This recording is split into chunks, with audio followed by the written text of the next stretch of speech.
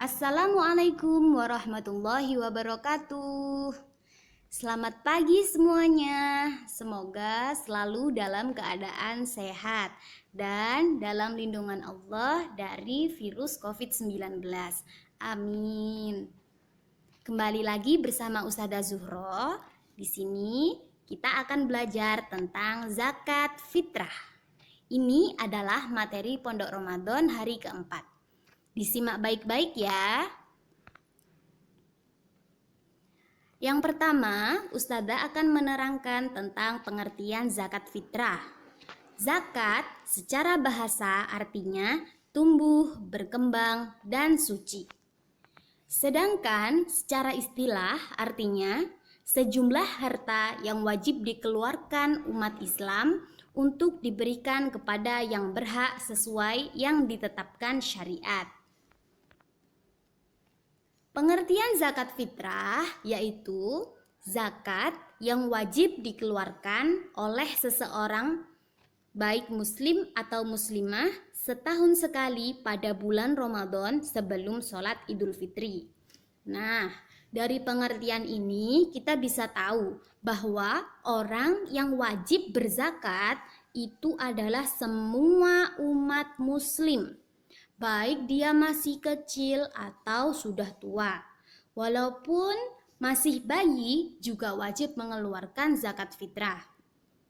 Contoh, misal dalam sebuah keluarga ada 3 orang, ayah, ibu, dan anak. Nah, karena ada 3 orang, maka zakat yang wajib dikeluarkan sejumlah 3. Jadi 1 orang 1 zakat. Tidak boleh zakatnya cuma ayah sama ibu, tapi anaknya enggak, soalnya anaknya masih kecil. Tidak demikian ya. Walaupun masih kecil, wajib mengeluarkan zakat fitrah. Kemudian, kapan waktu membayar zakat fitrah? Pada pengertian ini dijelaskan bahwa zakat fitrah itu dibayarkan pada bulan Ramadan sebelum sholat Idul Fitri. Nah, jadi zakat fitrah itu boleh ketika sudah masuk 1 Ramadan, masuk bulan puasa, langsung bayar zakat boleh, tidak harus nunggu di akhir. Tapi yang lebih afdol atau lebih baik itu adalah saat malam takbir. Berarti pada Ramadan terakhir, malam terakhirnya itu waktu yang afdol atau waktu yang baik buat membayar zakat fitrah. Lanjut. Selanjutnya tentang ukuran zakat fitrah. Sebelum ke ukuran zakat fitrah itu berupa apa? Yang dikasihkan sama orang lain itu berupa apa sih Ustazah? Nah, ini sudah Ustazah kasih gambar ya. Zakat fitrah berupa makanan pokok daerah. Kalau di Indonesia makanan pokoknya kan beras, berarti zakat fitrahnya berupa beras.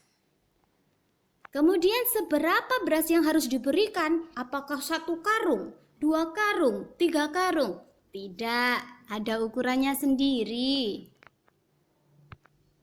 Nah, ini dia ukurannya. Ukuran zakat yang diberikan untuk 1 orang yaitu 2,71 kg. Atau jika dibulatkan menjadi 3 kg. Tidak boleh kurang. Ya, kalau kurang nggak sah zakatnya. Ini adalah ukuran minimalnya. Selanjutnya tentang niat zakat fitrah. Nah, kalau berzakat itu juga harus ada niatnya. Bukan cuma wudhu, sholat, puasa, tapi zakat juga ada niatnya. Apa itu niatnya zakat? Ayo kita lafalkan bersama-sama. Bismillahirrahmanirrahim. Nawaitu an ukhrija zakatal fitri an nafsi fardhan lillahi ta'ala. Artinya, saya niat mengeluarkan zakat fitrah untuk diri saya sendiri, fardu karena Allah Ta'ala. Ustazah kasih tahu ya, niat itu bukan cuma diucapkan saat kita berzakat saja, Tapi wajib dilafalkan di dalam hati. Itu yang lebih penting. Bukan cuma di mulut aja bilang, saya niat berzakat. Atau lafaz Arabnya seperti ini. Tapi niatnya yang wajib adalah di dalam hati. Kenapa kita harus niat? Karena agar zakat kita itu tidak sia-sia. Kalau orang yang nggak niat, zakat asal ngasih beras aja, terus dia nggak niat, lupa niat, maka dia dihitung seperti orang yang belum berzakat. Artinya dia masih punya hutang, dia itu berdosa. Zakat fitrah ini wajib ya hukumnya, wajib. Selanjutnya, penerima zakat. Nah, zakat itu bukan diberikan kepada sembarang orang. Ada 8 golongan penerima zakat atau yang disebut dengan mustahik zakat. Ini ada 8 golongan. Saya akan terangkan satu persatu. Nah, yang pertama itu fakir. Orang fakir itu adalah orang yang dia tidak mempunyai pekerjaan dan juga tidak bisa mencukupi kebutuhan hidupnya. Orang fakir ini benar-benar orang yang tidak punya apa-apa. Dia buat hidup, buat makan susah, buat apa-apa susah. Itu orang fakir, dia nggak punya pekerjaan. Orang fakir ini lebih miskin daripada orang miskin, gitu ya. Terus selanjutnya orang miskin. Nah, kalau orang miskin di sini dia masih punya pekerjaan, tetapi penghasilannya itu tidak cukup untuk memenuhi kebutuhannya. Jadi walaupun dia punya pekerjaan itu masih nggak cukup buat hidupnya dia. Misalnya dia bekerja kemudian uangnya cuma cukup buat makan atau bahkan kurang. Itu adalah contoh orang miskin. Kalau kalian tahu ada orang fakir atau orang miskin itu boleh diberi zakat. Nah, selain orang fakir atau orang miskin ada apa lagi Ustazah? Nih yang ketiga, hamba sahaya. Hamba sahaya artinya adalah budak. Budak itu adalah orang yang dia itu harus menuruti perintah majikannya. Apapun yang disuruh harus dituruti, tapi dia tidak dibayar. Walaupun dia disiksa, dia juga harus mau. Itulah budak. Dia diperjualbelikan seperti barang. Misalnya ada orang A sama orang B, ini orang kaya. Orang A, si A ini punya budak, terus mau dijual ke si B beli. Ya budaknya tadi diberikan kepada si B, berarti si budak harus menuruti si B. Nah, itu adalah contoh budak. Budak itu diperjualbelikan kayak barang. Di zaman sekarang sudah tidak ada budak. Budak itu cuma ada di zaman jahiliyah ya maksudnya Ustazah. Di zaman jahiliyah. Zaman jahiliyah itu adalah zaman sebelum datangnya Nabi Muhammad SAW. Ketika Nabi Muhammad datang, maka Nabi Muhammad itu merubah budaya, memperjualbelikan budak, kemudian memelihara budak itu dirubah sama Nabi sehingga sudah tidak ada lagi yang namanya budak. Lanjut, fi sabilillah. Fi sabilillah ini adalah orang yang berjuang di jalan Allah.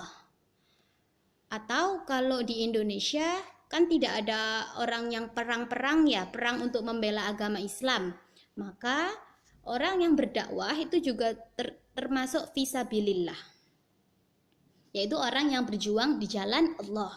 Contoh orang yang berdakwah itu seperti Pak Yai, kemudian Ustadz ataupun guru. Selanjutnya ada amil. Amil zakat ini adalah orang yang bertugas untuk mengurus zakat dan menyalurkannya. Nah, biasanya kan kalau di masjid-masjid itu ada yang menerima zakat, penerima zakat. Kalian zakatnya itu ke amil, nanti amil itu akan menyalurkan kepada fakir miskin atau siapa saja yang berhak. Gitu. Nah, si amil sendiri juga boleh menerima zakat. Selanjutnya, mu'alaf. Apa itu mu'alaf? Mu'alaf adalah orang yang baru masuk Islam. Misalnya dia sebelumnya agamanya Kristen, kemudian dia pindah agama ke agama Islam. Itu namanya adalah mu'alaf. Mu'alaf boleh menerima zakat. Selanjutnya, gorim atau gorimin. Apa itu gorimin atau gorim?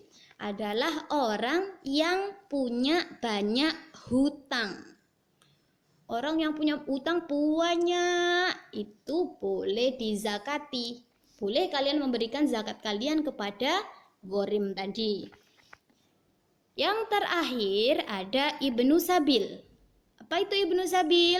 Ibnu Sabil itu adalah orang yang kehabisan bekal dalam perjalanan. Perjalanan jauh ya, bukan perjalanan yang dekat. Dia kehabisan bekal, maka dia boleh diberi zakat. Oke, kita lanjut. Nah, sekarang kalau bagi yang menerima zakat, ini kan nggak semua ya menerima zakat. Yang menerima zakat itu juga ada doanya. Apa doanya? Bismillahirrahmanirrahim. Ajarakallahu fima a'tayta wa ja'alahu laka tahuran wa baraka laka fima abqaita. Artinya, semoga Allah memberikan pahala atas apa yang engkau berikan, menjadikannya pembersih bagimu, serta memberkahi atas harta yang kau simpan.